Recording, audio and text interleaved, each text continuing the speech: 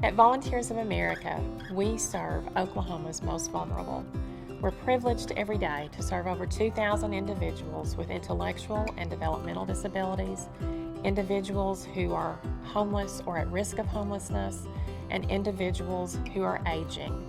The thread throughout our services is that we assist people in staying in their home, in getting housed, those very basic human needs that then allow the individual to step up and really move forward in their life towards a true opportunity at becoming self-sufficient. It's an amazing group of people. It's an amazing organization serving people. One of the things I'm proud of is our staffers take an individual approach to these people. They're not cookie cutter placed in a box. They are people who have specific needs. We're not about a handout, we're about a hand up. And we really work to help that individual where they are when they come to Volunteers of America. What is their need? Beatrice is extremely sweet and very vulnerable. We were contacted by the shelter where she had been for almost 2 years. Financially, she's on her own. She just has her income from her work, so that's a struggle to find a place to live and so forth. So we got her connected with our housing services there at Volunteers of America, and they helped with that part, and then we helped with her finances. Her funds come to us. We send out a weekly check for her that has increased since she's been with us, which is a great thing. But and that allows her to have more independence because she's able to spend that money on what she would like to because all her bills are paid. I grew up in Kentucky. I met my husband 91, got married 93, and he died 2011. Came out here and lived with my stepson, and we didn't get along. Then I ended up in the shelter. Then I was living with my caseworker, and she told me about Volunteers of America, and I got into Volunteers of America, and then I met John and them. Then that's how I got in my apartment. When I was living with my stepson, I couldn't do nothing. I couldn't go nowhere. I was mostly like sit there and don't say nothing, don't do nothing, and now that I'm here, I'm free. I can do what I want to.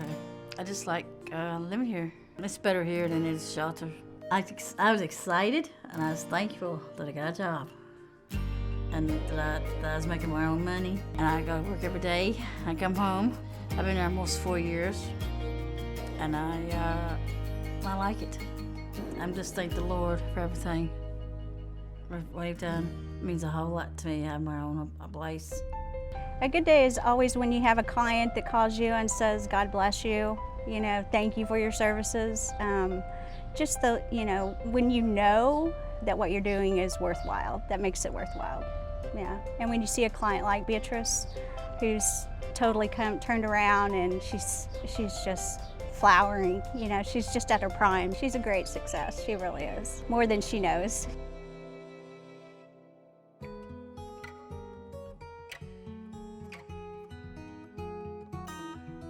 It's the least of things, but yet it's the greatest of things that each of our staff members provide to the folks that we serve every day.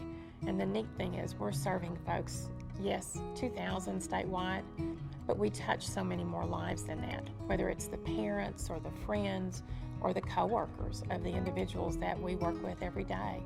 We're touching lives in a big way across the state of Oklahoma. Part of what I do is in the developmental disabilities, and we just try to enrich their quality of life as much as possible. My dad used to work for Volunteers of America, and it's kind of ironic because a lot of the guys that he worked with, I end up being their program coordinator and they're on my caseload. Scotty was one of the guys he worked with. His quality of life is very good. I mean, he has a great team. He has a wonderful house that he lives in. His whole life is just like a model of what we do here at Volunteers of America. Have I been with you a long, long time? Yeah. Do we have fun? Yeah. Do you like your house? Yeah. You do? Yeah. Do you like sitting out on the front porch on your swing? Yeah. Yeah? How much do you like it? A whole bunch. Where's some of the places that you go? Eat out. You eat out? Yeah. Okay. Where else? Go to school. You go to church? Yeah. And what do you do at church? Sing. Sing? Yeah. You get to sing? Yeah. What else do you do? my guitar. You get to play your guitar. What about bowling? Yeah, but Is bowling one of your favorite things? yeah, So where do you work? my job. Nazios? Yeah. How long have you been there? Me 11 years. What do you do? football. Fold boxes? Have you fold boxes the whole time? Yeah, You have? yeah, You work hard. yeah, You do, don't you? yeah. I feel like I have a calling in my life to help people, and to be able to help people is one of the greatest things in the world. It's nothing more rewarding than to see the things you do affect somebody's life and help them, live up to their fullest ability. It's nothing better than that. We work with individuals who have intellectual disabilities, individuals who are homeless, and the aging. But it really isn't about that categorization. It's about individuals that are people. They're just people, and they have needs, wants, dreams, and desires. And we really work to meet them where they are and to help them get to where they want to go. Well, with aging services, our goal is to keep seniors living in their homes as long as we can without going to a nursing home or an assisted living facility. My mom and daddy got a divorce, and then they couldn't take care of me, so I had to go to an orphanage. I met this guy and wanted to get married, so I quit school and got married.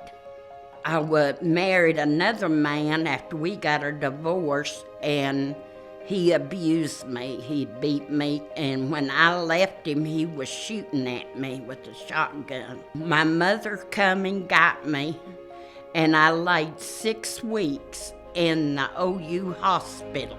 1995, my mother had died, and she left me this house because I've been homeless so many times, and she didn't want to see me homeless anymore. The house was in terrible condition, and I was so cold in that house.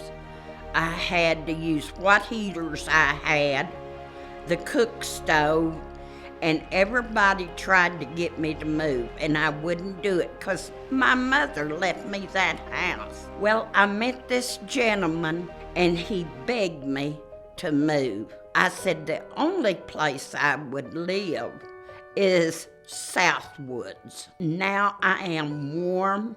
I'm not cold. When I lived over at my house, I didn't have no friends. I didn't have nobody ever to come to see me. And now I've got more friends, and I know what to do with. I got a bunch of people that love me, and it takes care of me. And that's something I've never had my whole life, is love and attention. I hated a lot of things, but now I feel like I'm loved, and I got a lot of love to give for everybody. Ms. Hutto's story is one of this. It's a very similar story to what we hear from lots of different individuals who live here and who are in our Advantage program who may be living elsewhere.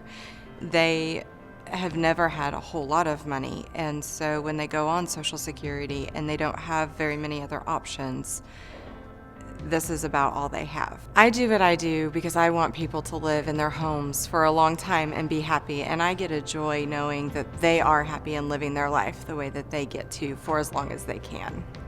One of my greatest joys every day is walking in that front door and seeing the smiles and the happiness on the faces of the individuals that we serve. But I really need you to understand that as many people as we serve every day, there are still so many people in need across this state. We need expertise, we need financial help, and we need your community involvement. We appreciate so much people in our community that support the individuals that we serve every day. It's a great journey, and we're on it together, and we thank you for your support.